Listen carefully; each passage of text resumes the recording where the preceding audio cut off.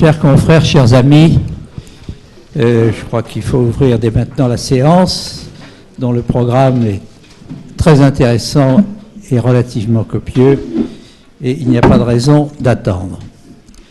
Je voudrais dire d'abord le plaisir que j'ai d'être ici, dans ces locaux que je connais bien, pour les fréquenter depuis des années. Il se trouve que actuellement, je les fréquente un peu moins, mais je pense avoir des excuses que je fais valoir aujourd'hui, et ça n'est certainement pas de ma part un signe de désintérêt.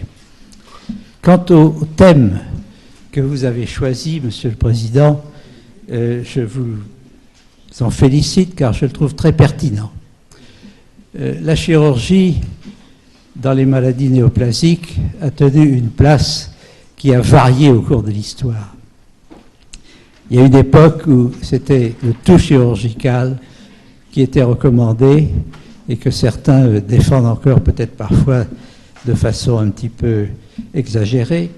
Et puis sont venus s'ajouter des techniques qui sont entrées un peu en concurrence, entre autres la radiothérapie, et puis ultérieurement s'est développée la chimiothérapie.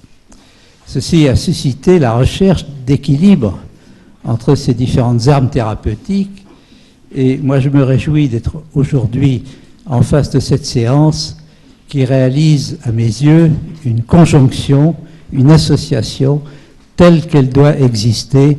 Ça me paraît vraiment la bonne solution. Et nous allons être très heureux de découvrir les nouvelles possibilités qui viennent s'adjoindre à la chirurgie. Et je pense que l'avenir devrait être fait de ces associations thérapeutiques. Voilà, donc toutes mes félicitations et tout mon intérêt aussi pour la réalisation de cette séance dont les mérites vous reviennent, mon cher Président. Merci, Monsieur le Président. Nous sommes heureux et fiers de vous accueillir ici, dans cette maison qui est aussi votre maison, comme vous l'avez rappelé. Et je voulais vous remercier de m'avoir aidé à organiser cette séance, car sans la participation de l'Académie de médecine, cette séance ne se serait pas déroulée de cette façon. Donc nous avons effectivement choisi un sujet d'actualité, à savoir les avancées en cancérologie, en élargissant le spectre des nanomédicaments jusqu'aux traitements locaux régionaux.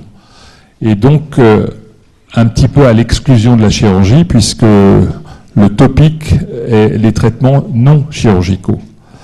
Alors ces traitements étaient jusqu'à présent considérés comme des traitements à visée palliative, mais cet après-midi, tous ces traitements qui seront présentés devant vous sont des traitements locaux régionaux à visée curative. Et c'est là où les choses ont changé au cours des dernières années et changeront beaucoup encore au cours des prochaines années.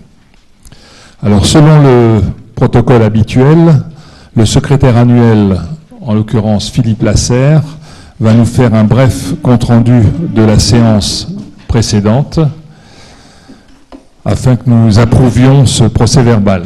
Philippe, tu as la parole. Merci, messieurs les présidents, mes chers collègues. La séance du mercredi 29 octobre était la première séance de la section consultants et experts de l'Académie nationale de chirurgie. Elle avait été organisée et était modérée par Jean-François Mercier. La première communication était historique puisqu'elle a été présentée par Philippe Bonichon et avait pour titre « Ambroise Paré et l'expertise judiciaire en chirurgie ». Il nous a montré qu'Ambroise Paré peut être considéré comme le précurseur de la médecine légale. La deuxième communication, présentée par Alain Pavie, avait pour titre « Comment rédiger un compte-rendu opératoire en chirurgie cardiaque ». Et il a insisté sur l'importance de ce compte-rendu qui est un document médico-légal. Il y a eu un commentaire d'Alain Hertig, qui ont participé à des discussions, messieurs Caton, Launois et Philippe Breil. La troisième communication, présentée par le docteur Frédéric Fuss, directeur du pôle des services de la CHAM, avait pour titre « Que demande un assureur à des chirurgiens pour diminuer les accidents médicaux ?» La CHAM, qui est le premier assureur de responsabilité civile médicale en France, propose aux établissements publics et privés des visites d'analyse de risque, véritables audits. Ont participé à la discussion messieurs Caton, Poileux, Hubert et Hertig. La quatrième communication présentée par madame Françoise Tissot-Guéraz, maître de conférence en santé publique, avait pour titre « Infection nosocomiale et les chirurgiens, comment les prévenir ?» Elle nous a rappelé les grands principes de la prévention de l'ISO. Il y a un commentaire de Georges Casanova. La 5e communication, présentée par Maître Leclerc, avait un titre un peu provocateur, « Le chirurgien coupable indéfendable ». En fait, il nous a montré que le chirurgien était de moins en moins coupable, mais de plus en plus difficilement défendable. Et il y a eu un commentaire de Jacques Barbier. Ont participé à la discussion messieurs Pavie, Pex, Salmon, Caton et Romano. Enfin, la dernière communication, présentée par madame Françoise Camara, avait pour titre « Le chirurgien sauveur ou coupable ». Et elle a insisté sur l'obligation et le devoir d'information du patient et ses difficultés.